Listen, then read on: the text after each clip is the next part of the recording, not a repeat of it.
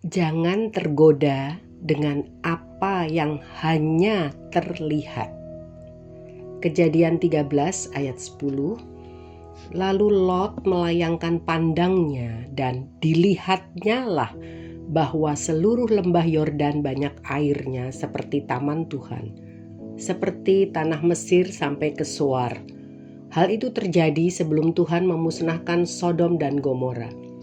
Saudara-saudara yang kekasih dalam Kristus, kita belajar dari firman Tuhan ini yang memperingatkan orang percaya untuk tidak terkesima atau menyukai apa yang hanya nampaknya atau yang terlihat seperti yang kelihatan, menjanjikan, menarik, bagus, indah, tetapi di balik itu bisa menghancurkan atau membinasakan siapapun yang memutuskan untuk memilihnya. Lot telah menentukan pilihannya berdasarkan kepentingan pribadi yang dianggapnya akan menguntungkan, sedangkan kejahatan penduduk Sodom dan Gomora dalam Kejadian 13 ayat 13 itu dia abaikan dan tidak menghalanginya untuk mau tinggal di Sodom. Lot mengatakan, dari apa yang terlihat atau nampaknya, tanah tersebut memiliki pohon seperti Eden dan sayuran seperti di Mesir. Ironisnya adalah bahwa sebagaimana Eden adalah sebuah tempat penghakiman, demikian juga lembah Yordan. Ia lebih mementingkan perkara-perkara jasmani saja yang berkenaan dengan harta dan kekayaan, juga kenyamanan. Fokus Lot adalah untuk kepuasan diri sendiri, memuaskan kesenangan daging dan kesenangan matanya. Marilah kita belajar dari Lot. Pertama, Lot memilih tempat yang serupa dengan Mesir, daerah asal mereka.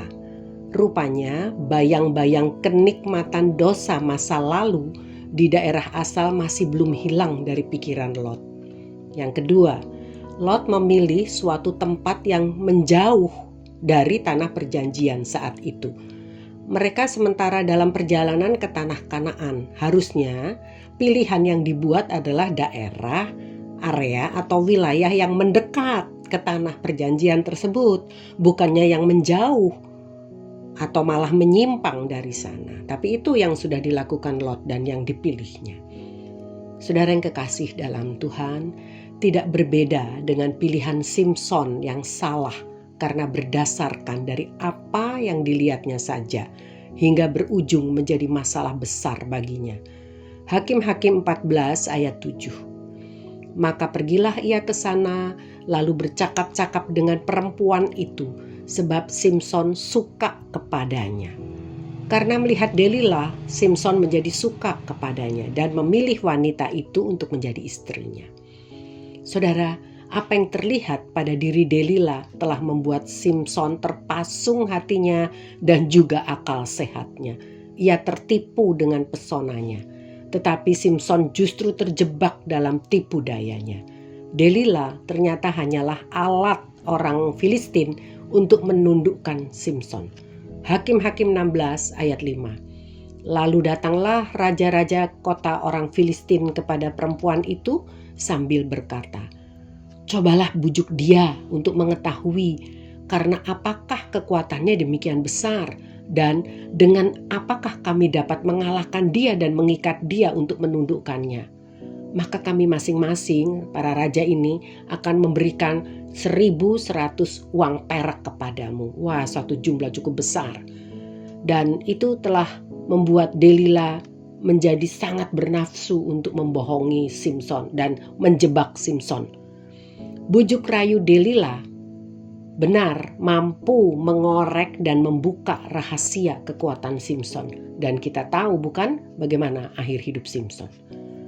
Janganlah pilihan kita hanya berdasarkan apa yang nyaman, enak, baik, indah, dan menarik bagi kita saja.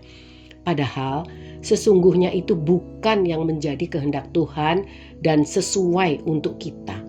Sebab jika kita masih menilai segala sesuatu hanya berdasarkan dari apa yang kita lihat, apa yang nampak, apa yang kelihatan saja, tanpa menyelidiki dengan tepat, tanpa memperhitungkan kualitas dan dampaknya bagi keseluruhan hidup kita?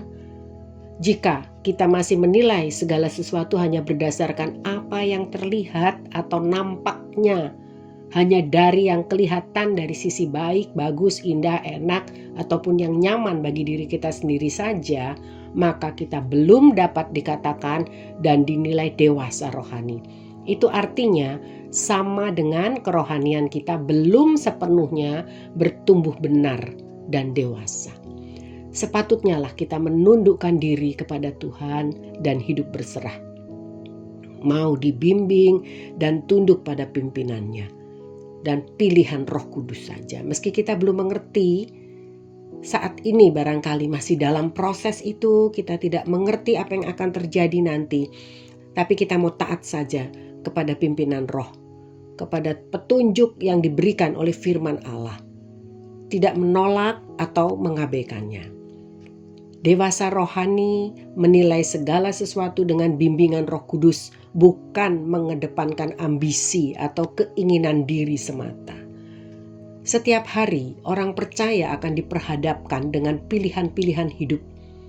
Dia boleh saja memilih tempat atau sesuatu yang nyaman, enak, bagus, baik, menarik. Tapi ingat, hendaklah pilihan kita itu harus benar dan justru tidak menjauhkan kita dari Tuhan. Ini yang perlu kita ingat dan perhatikan.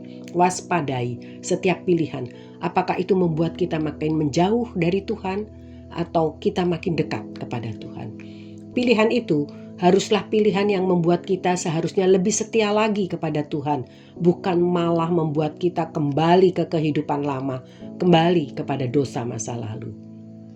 Kasih karunia Allah kiranya menuntun kita untuk mengambil pilihan yang tepat sesuai rencana Tuhan dalam kehidupan kita masing-masing. Sebagai seorang hamba Tuhan, gembala jemaat atau aktivis gereja, aktif dalam pelayanan, jangan gagal dan berakhir seperti Lot, lenyap, habis, musnah keluarga dan harta, dikarenakan telah kehilangan atau menyimpang dari prioritas dan fokus pelayanannya yang sesungguhnya. Yudas 1 ayat 21 sebagai ayat terakhir, peliharalah dirimu demikian dalam kasih Allah, sambil menantikan rahmat Tuhan kita Yesus Kristus untuk hidup yang kekal. Pelihara, jaga diri kita. Jangan sampai kita mengambil pilihan-pilihan yang salah dan keliru, yang akan menyesatkan, yang akan membuat kita nanti menyesal tak berkeputusan.